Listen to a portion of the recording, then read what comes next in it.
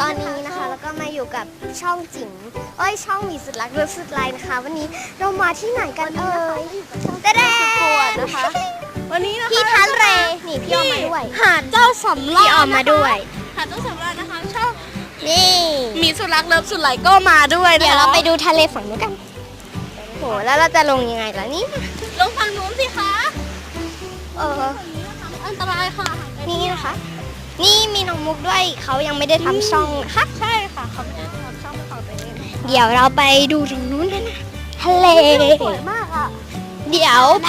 ต่อไปนะคะ เราก็จะไปเที่ยวเขื่อนป่าสักนะคะ แต่เอาเป็นคลิปที่2แล้วกันนะคะ ใช่ ไปกัน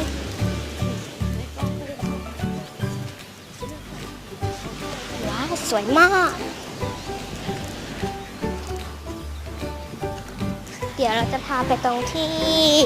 ทรายนุ่มนะคะก็บอกอยู่ว่าเรายังไม่ได้มาลงทะเลนะคะเราไม่ได้ลงทะเลเราแค่เล่นน้ำตรงหาดเราจะไปลงที่เขื่อนป่าสักว้ายมีก้อนหินมาบังเราไปเลยวันนี้นะคะเราถอดรองเท้าแล้วนะคะ สินเล่นที่เต็มอ่ะคงไม่ได้ถ่ายงั้นเดี๋ยวเอาของสินเดียวแล้วกัน โอเค นี่พี่ออม ดูพาร์ท เรา ดิ ไม่ได้ถ่ายเมมเต็ม พี่ออมเขาไม่ได้ถ่ายแล้วนะคะ เพราะว่าเมมเต็ม นี่พี่นายหนูถ่ายวิดีโอลง YouTube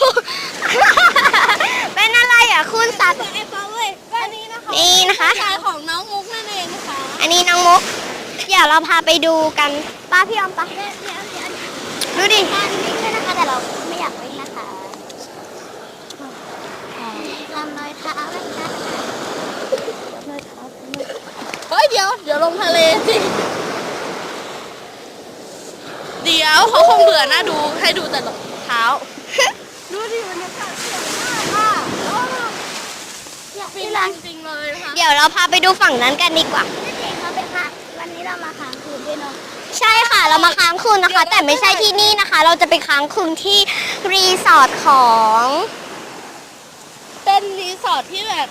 มาจากอะไรอ่ะเขาเรียกว่าเขื่อนป่าสักนะ เราจะไปค้างคืนอยู่ที่เขื่อนป่าสักในรีสอร์ทนะคะ แกงกระจานค่ะ หวานแก่งกระจานอะไรวะเนี่ยพูดผิดอะไร แล้วเราก็มี เราจะไปนอนที่แก่งกระจานกันนะคะ มันจะมีรีสอร์ทของแก่งกระจานเป็นห้องพักอยู่นะคะ อุ้ยเดี๋ยวเราไปวิ่งไปดูหมากันอันจีจี น้อยดุร้ายหรือเปล่า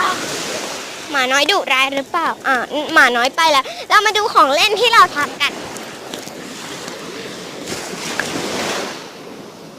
นี่นะคะ ของออมเอง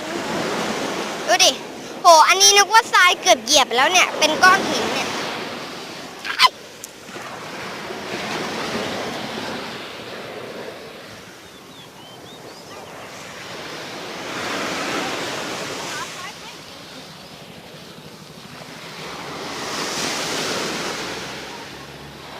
ดูนะเขาเล่นกันดู นี่ตอนนี้เรามายืนอยู่บนก้อนหิน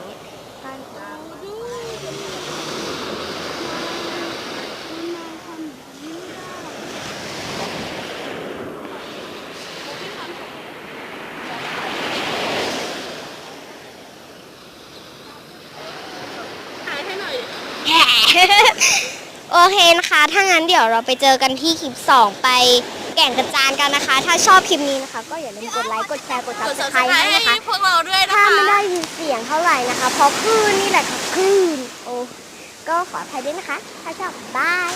อย่าลืมกดไลค์กดแชร์กด subscribe นะกดติดตามด้วยบายมันจะมีกระดิ่งนะคะกดเลยจะได้ไม่พลาดคลิปของสิ่งต่อไปนะบาย